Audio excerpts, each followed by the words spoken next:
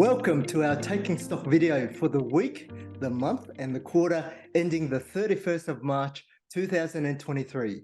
I'm Kien Trinh, Head of Research at Stock Doctor, and joining me today is our Senior Equities Analyst, Jason Yin, to stream to you all things share market. Welcome, Jace, once again. Hey, it's great to be here again, Kien. But before we get started, just a reminder that the information provided today is of a generic nature and therefore shouldn't be considered personal advice. Remember, shares are volatile, so any charts and tables presented shouldn't be relied upon as a guide for future performance. Well, Jace, markets have certainly regained some lost ground as we reach the end of March, and it's been a tumultuous month for equity markets with contagion fears across global financial system on the back of the collapse in Silicon Valley Bank, followed by the downfall of banking giant Credit Suisse, with the contagion spreading to Deutsche Bank as well. Yeah, it definitely has been an incredible period. I think most of the recent market rally may be partially influenced by some window dressing. This is a practice where institutional investors adjust their portfolios by selling assets, often favoring the better performing ones, to help improve their reported returns. However, if you look at the market, the broader risks still remain, notably with interest rates at their highest level in 2 decades and the anticipated increase in funding costs. The survival of these so-called zombie companies, i.e. those burdened by high debt and limited cash flows, can become increasingly challenging.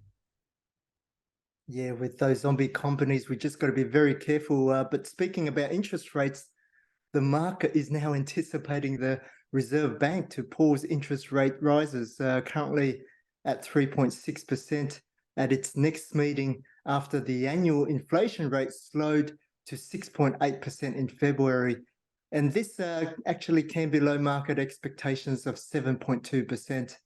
And despite this, it is still above the RBA's target band of 2 to 3%. Yeah, and we've also begun to see the impact of these higher interest rates and inflation on consumer sentiment. For example, credit card spending data from the Commonwealth Bank suggests flat household goods spending over the months of February and March. This confirms our view of removing retail exposures such as Adairs and JB Hi-Fi in the last reporting period. Yes, Jace, growth in retail sales have certainly been quite flat, and that's going to really influence the RBA's decision next week on interest rates. But in times like this, it's important to focus on managing portfolio risks. Remember, diversifying your investments according to your stage of life and making sure your asset allocation is right. Diversify your equities allocation by investing at least 15 quality businesses with strong competitive advantages and high profit margins. And for income investors, focus on those companies with defensive cash flows, those with enough cash reserves or free cash flow to enable dividends to be paid through this volatile period. Yeah, that's an interesting as well. And speaking about volatility, Ken, lithium stocks, including our star stocks, IGO and Alchem, had an impressive share price recovery over the week. These stocks had faced some headwinds due to falling commodity prices in China, and this sent ripples throughout the supply chain.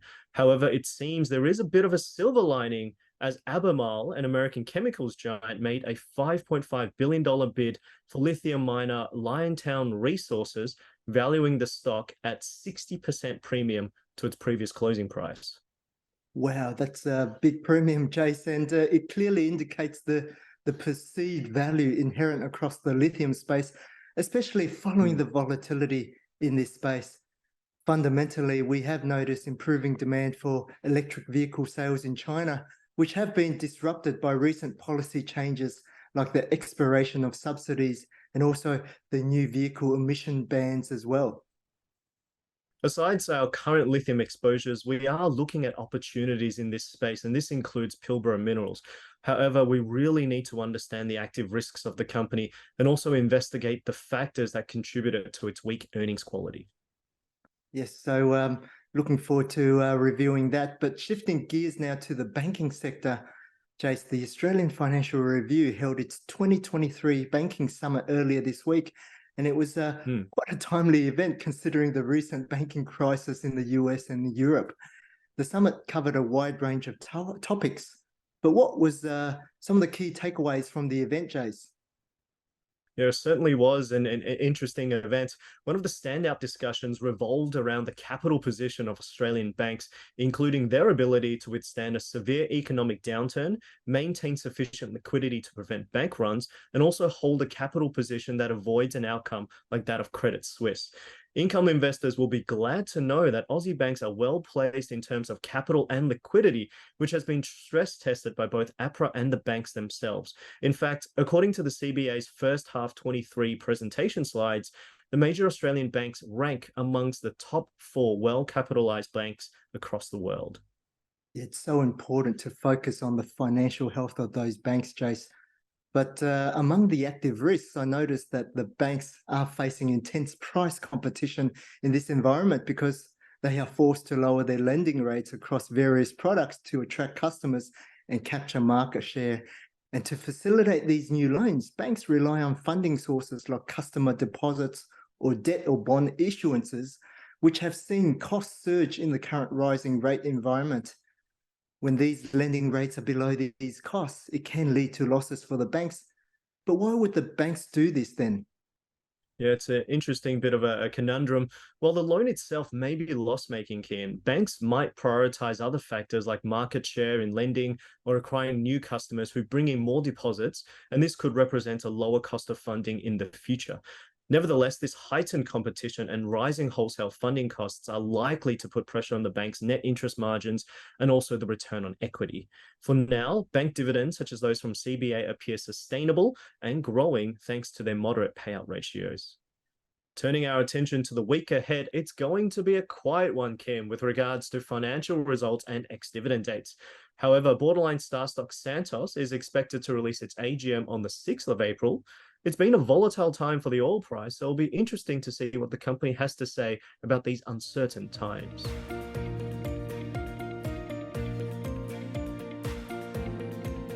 And this week, for Under the Microscope, we're examining retailer and star growth stock and star income stock Premier Investments. With Solomon Lew at the helm, the company owns retail outlets such as Just Jeans, Portman's, Peter Alexander, and Smiggle. And its first half results seem to defy market expectations. And this really appears counterintuitive, especially with inflationary cost pressures and rising interest rates, Jace.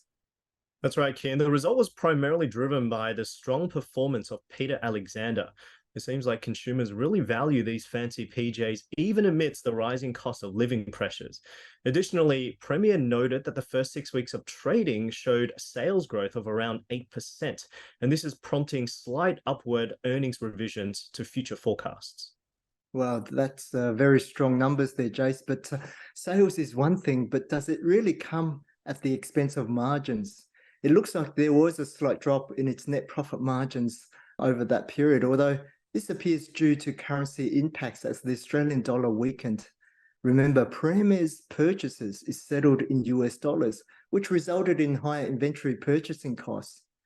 And as for inventory levels as well, they do remain quite elevated compared to 2019, but management did express confidence in their position, describing the result as clean. And for the moment, we see no issue with its earnings quality at strong levels. The company is also on strong financial health, and this is courtesy of a $400 million cash on the balance sheet. As a result, the company decided to reward investors with a special dividend of 16 cents per share. Overall, this translates to a gross dividend yield of about 7%, but the stock is not expected to go ex-dividend until the 20th of June. Now, investors need to remember that special dividends don't always happen, and the board could preserve some of this cash for future acquisitions. So don't expect this next time round. Yes, but Jace, you know, that dividend still looks quite attractive. But investors may have noticed also that under Golden Rule 7, Solomon Lew, he doesn't really receive a salary for his role as chairman. And given that he is the largest shareholder of Premier, and that's through his personal holdings and also the company holdings via Century Plaza Investments, he does not really need a salary because he seems to be well compensated through dividends, Jace, which also have tax benefits too. And this also allows that close alignment between the founder and income investors.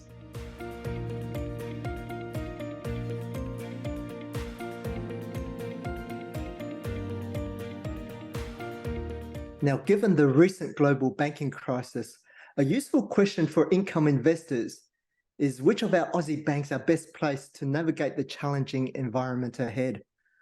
Well, against the backdrop of intense competition for loans and deposits, and that's coupled with rising wholesale funding costs, we can rank our banks under coverage in the following order on screen, and that's based on their capital strength or their financial health and their credit risk. As you can see, Commonwealth Bank and Westpac, they rank higher on the list, and that's due to their lower exposure to business and institutional lending. And these areas are considered riskier because of their propensity for write-offs and also the reliance on cash flow rather than the asset banking, and that's associated with mortgages, which is less risky. What's also interesting as well is that on the bottom of the lists are your regional banks.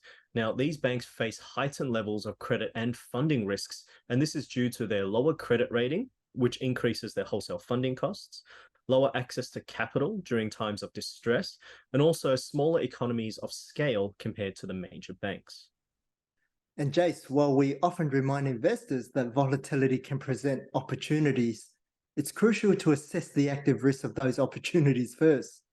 Over the next few weeks, we will be monitoring our banking exposure, especially with regards to the sustainability of those dividends.